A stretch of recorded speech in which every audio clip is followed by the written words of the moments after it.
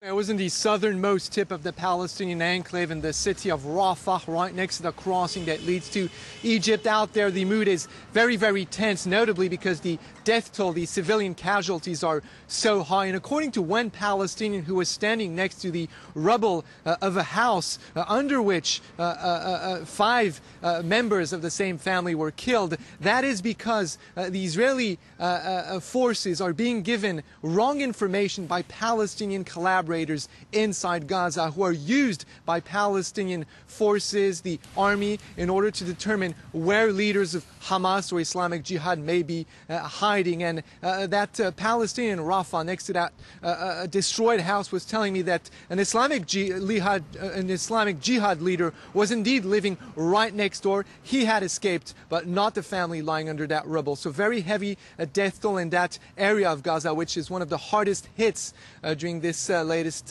escalation between Israel and Gaza. So of course the situation is very, very tense, and every Palestinian in the blockaded territory is very fearful of what may come next. And that's what I want to ask you, given that the Israeli aerial campaign is now in its fourth day, do they believe that the worst is yet to come? Are they fearing a ground offensive?